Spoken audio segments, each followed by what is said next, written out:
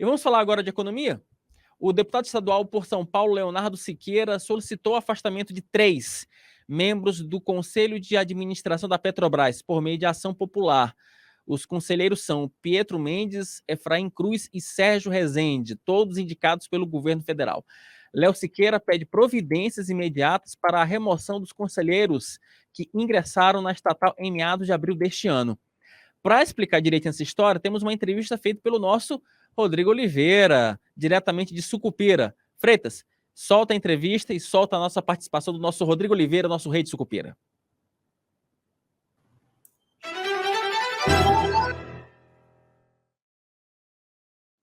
Muito bem, vou falar agora com o deputado estadual Leonardo Siqueira, que ajuizou uma ação popular e que contesta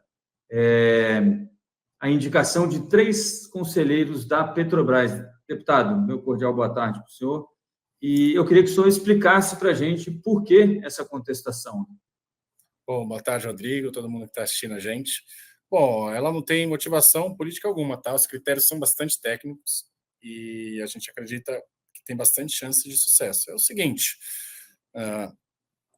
havia 3 conselheiros que foram indicados pelo governo aí, que as indicações não respeitaram o estatuto interno da Petrobras.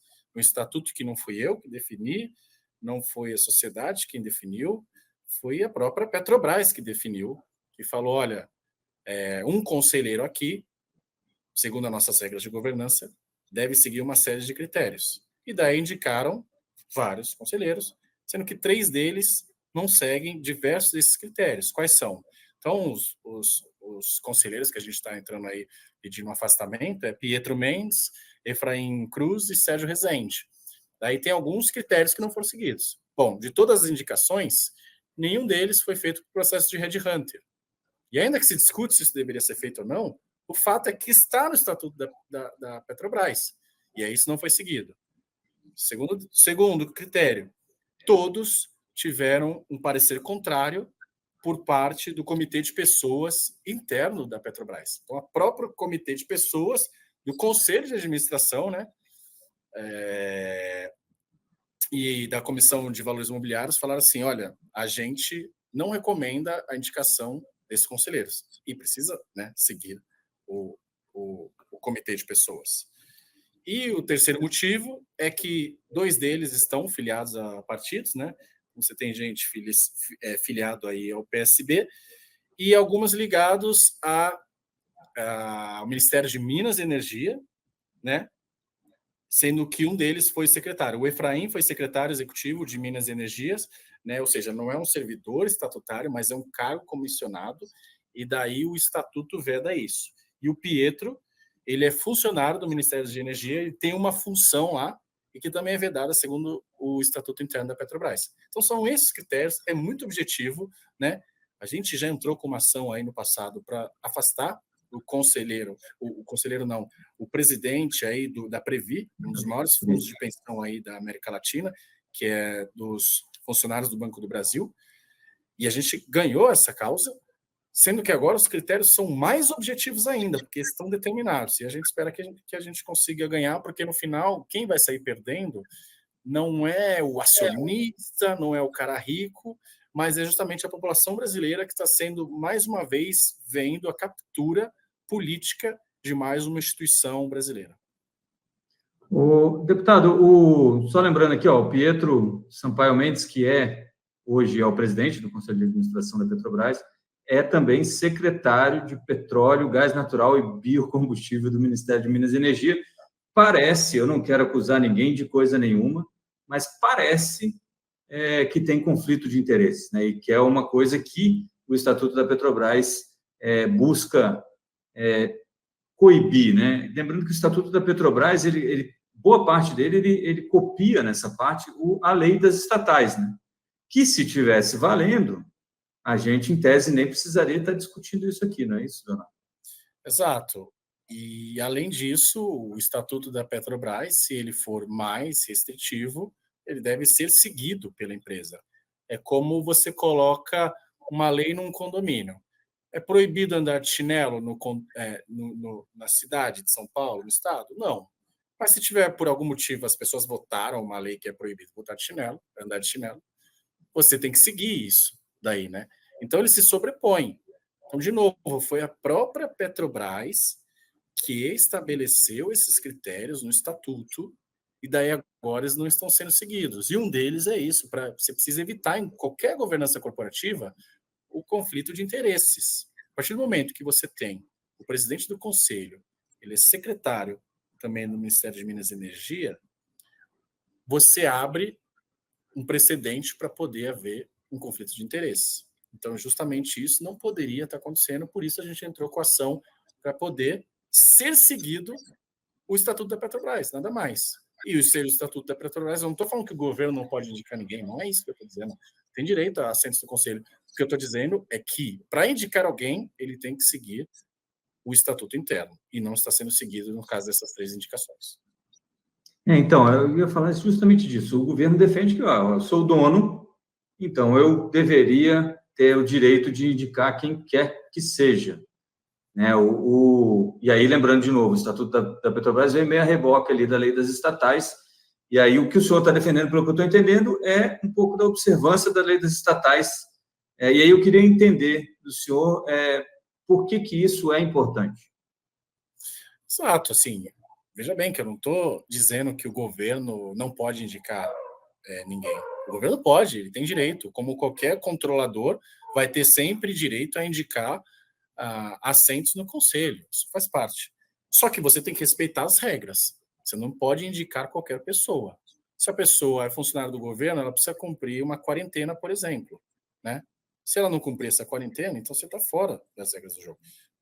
Governança corporativa é isso. Quais são as regras que você tem que cumprir para que a empresa tenha a melhor gestão possível? Uma das regras, por exemplo, é que você não podia ter um político, alguém que trabalhou numa campanha eleitoral. Por quê? Porque é nítido que se você coloca um senador do seu partido, qualquer que seja ele, você vai poder ter a captura política daquela empresa, porque ele não vai agir no melhor dos interesses dos acionistas e dos stakeholders, mas ele vai agir de maneira política, com interesses políticos, e a gente já viu o que aconteceu aí no passado recente. Então, por que a gente acha importante isso ser observado? Por esse motivo. No final, quem vai ser prejudicado? Os brasileiros, as pessoas que utilizam os serviços. Por quê? Porque você vai ter má gestão da empresa, vai acontecer o que aconteceu no passado recente, como eu falei, em que houve um prejuízo recorde, apenas um ano, em 2015, de 34 bilhões. Nunca houve um prejuízo tão grande e a Petrobras se tornou a empresa mais endividada do mundo, né? Então, o que a gente não quer é que haja captura política da empresa. Então, a gente quer que haja apenas o respeito da governança. A lei das estatais, ela veio justamente para poder resolver esse problema. Qual era o problema? O governo tinha incentivos a, quando sentasse lá na cadeira, colocasse quem ele quiser lá e fizesse a captura política. E daí, no governo Michel Temer falou, não, agora vai ter a lei das estatais, que é as pessoas, para poderem assumir cargos nessas empresas agora, elas têm que cumprir uma série de critérios. Experiência na área, não pode ter participado de campanha, não pode ter cargo político. E daí você melhorou muito as estatais e a gestão das estatais. O que acontece? Quando o governo Lula assumiu, uma das primeiras coisas que eles fizeram, até para poder colocar, por exemplo, o mercadante no BNDES, foi revogar a lei das estatais. Então, eles tentaram, e agora tem uma decisão lá, né, do ministro Lewandowski, em que alguns pontos da lei das estatais não valem mais, então não estão sendo respeitados. O que vai acontecer no curto, médio e longo prazo, podemos dizer? Você vai ver a captura política novamente das instituições brasileiras, então elas não vão ser geridas da melhor forma e mais técnica possível. É a famosa aparelhagem, né? E isso me leva para uma outra questão aqui, que o senhor até chegou a falar aí no começo, que é o Luiz Fukunaga, né? João Luiz Fukunaga, hoje presidente da Previ.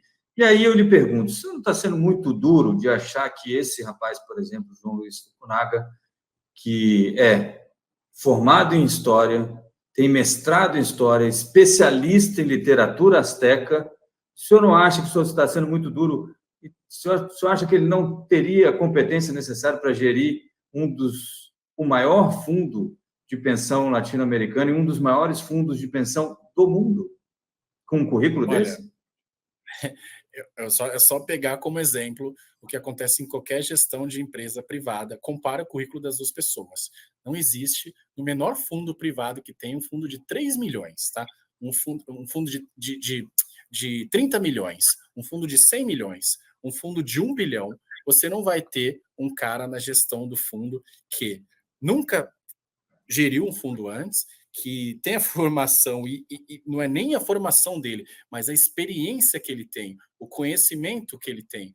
O único papel que ele tinha foi ser diretor do sindicato dos bancários. Era esse o principal. Ele não tem a menor capacidade técnica. Então, em qualquer fundo aí do mercado financeiro aqui no Brasil, por menor que seja, ele jamais teria lugar como com um currículo desse. Agora, vamos olhar então as experiências internacionais. Peguem os fundos de pensão do governo americano, peguem os fundos de endowment, né, que são os fundos das universidades, né, seja ele privado ou estatal, de novo, e olhe o currículo das pessoas e compare, e fica nítido que ele não tem a menor preparo para poder gerir, principalmente, um fundo pequeno, quanto mais um fundo que gere mais de 250 bilhões de dólares, ou seja, um dos maiores fundos de pensão da América Latina e do maior do Brasil. Então, assim, tanto é que o juiz deu ganho de causa para a gente, porque ele não comprovou em nenhum momento que tem experiência. E se você não consegue nem gerir um fundo pequeno, quiçá o maior fundo de pensão da América Latina. De novo, quem são os prejudicados com isso? Os próprios, nesse caso, os brasileiros, mas de uma maneira mais concentrada, os próprios funcionários do Banco do Brasil. Porque o que acontece? O fundo de pensão é aquele fundo que acumula os recursos para poder garantir a aposentadoria dos funcionários daquela empresa. Ora, se você toma decisões arriscadas e gere mal fundo, significa que você vai destruir valor. Significa que as pessoas não vão ter aquela aposentadoria garantida e, para cumprir o rombo, o que eles precisam fazer? Aportar mais recursos. Ah, Leonardo, mas você está exagerando. Não estou. É só ver o que aconteceu nos fundos de pensão, de novo, no período do PT no governo, da gestão do Lula e principalmente da Dilma Rousseff. O que aconteceu? A Operação Greenfield, né, da Polícia Federal, descobriu uma série de irregularidades e prejuízos. Os fundos de pensão todos tiveram prejuízos. Por quê? Porque eles foram geridos de maneira política quando eles deveriam ser geridos de maneira técnica. Num fundo de pensão, você não pode tomar riscos excessivos, porque aquele dinheiro é o da aposentadoria das pessoas. O governo utilizou aqueles recursos para fazer política econômica. Então, investiu em empresas do setor petroleiro, né, do setor de construção naval, setores que depois tiveram prejuízos imensos. E daí os fundos de pensão tiveram mais de 50 bilhões de prejuízo. O que aconteceu? Funcionários, por exemplo, desses fundos de pensão tiveram que cobrir esse rombo e pagam até hoje. Com certeza alguém que está assistindo a gente vai dizer que paga até hoje se for funcionário desses fundos aí que tiveram prejuízos. Então, a gente só não quer que isso aconteça de novo. Parece que o governo não aprendeu com os erros do passado e está repetindo esses erros. Infelizmente, se isso não mudar, e o Luiz Fukunaga já voltou ao cargo por uma decisão da Justiça, eu tenho certeza que isso vai acontecer num futuro médio ou longo prazo. Ou seja, o fundo vai ser gerido mal, com decisões políticas e não técnicas, e a gente vai ver a perda do valor financeiro do fundo, e que vai impactar os trabalhadores da sociedade brasileira. O pessoal aí do FUNCEF, Previ, Postales, né, dos Correios, FUNCEF da Caixa Econômica e próprio Previ do Banco do Brasil.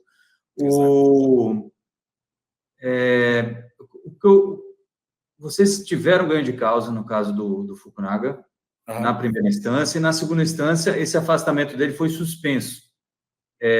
Você lembra qual foi a argumentação do juiz para suspender?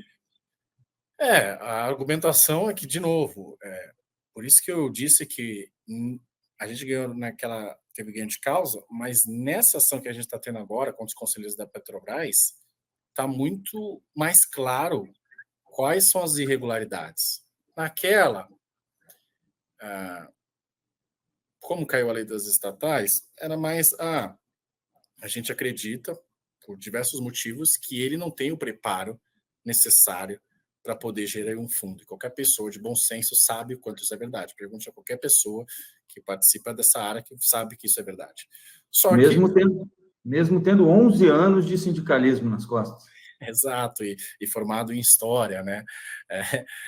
Mas algumas pessoas podem contra-argumentar dizendo que não, ele tem preparo, e etc. E aí pode ficar uma questão aberta, né? E é por isso que ele foi reconduzido ao cargo, não só pela minha tristeza, mas pela tristeza, principalmente, dos funcionários do Banco do Brasil, que sabe que no final do dia é quem vai pagar a conta dessa má gestão. E aí, no caso da Petrobras, a gente acha que os critérios são mais claros ainda. Por isso a gente acredita que tem bastante chance aí da gente sair com sucesso de novo e proteger o interesse aí dos funcionários da Petrobras, dos brasileiros, que no final do dia é sempre quem paga a conta dessa irresponsabilidade. Vocês recorreram dessa decisão do Fukunaga, né? Recorremos e estamos aguardando o resultado. Quanto à Petrobras, tem alguma perspectiva de quando sair algum resultado dessa Não tem. Agora vai ser julgado. A gente só sabe aonde está sendo julgado, mas ainda não tem uma previsão de quando. Vamos lembrar que no caso da Previ, demorou cerca de 2 meses aí para ser julgado o caso. Então, a gente trabalha mais ou menos com esse prazo aí, esperando que a gente tenha uma resposta nesse período. Deputado, deixa eu falar uma coisa. Eu lembro que o João Paul Prats, que é o presidente da Petrobras, tinha 3 empresas que eram do ramo de petróleo, né? Vocês chegaram a dar uma olhada nisso, para a indicação dele? Não. Mesmo abriu mão disso? Exato, a gente não olhou essa questão sobre, e principalmente um pouco porque a lei das estatais caiu, né? Talvez eles possam utilizar isso como argumento, mas o Jean Paul era um político, né? Então isso para mim, por si só, já deveria ser motivo para você não colocar. E assim, não é que, obviamente, se a pessoa é política, ela não pode exercer mais nenhum cargo na iniciativa privada, não é isso. A questão é que ele estava exercendo. Então, a gente acha que isso está longe de ser as melhores práticas, de novo, uma empresa brasileira. Porque a gente já viu qual que é o final desse filme, né? A gente vê na Argentina isso acontecendo, captura políticas de empresas, a gente vê na Venezuela isso acontecendo, né? O que acontece é que a empresa... E aí a empresa estatal, ela não tem prejuízo, né? Eles chamam até de outro nome, de déficit, né? Eles mudam o nome. No final é dizer que o governo vai precisar fazer um aporte, né? E é fofo quando eles falam isso, porque ele fala que o tesouro vai fazer um aporte, né? No final é o brasileiro que vai pagar a conta dessa irresponsabilidade. É isso. Deputado, eu queria agradecer enormemente você ter achado um tempo aí na sua agenda para falar com a gente sobre essas ações. Boa sorte aí na ação, que espero que a Justiça dê a atenção que esse assunto merece. Se quiser acrescentar mais alguma coisa, hein? Não, eu queria agradecer o espaço, espero que da próxima vez eu esteja aqui falando, de fato, do afastamento dos 3 conselheiros da Petrobras. É isso que a gente, que preza aí pela gestão técnica, porque justamente a gente quer proteger as instituições da captura política, é isso que qualquer brasileiro de bem quer. Então, eu espero que da próxima vez a gente esteja fazendo essa reportagem aí, falando do sucesso da nossa ação. É isso. Obrigado, deputado Leonardo Siqueira. Obrigado, eu que agradeço.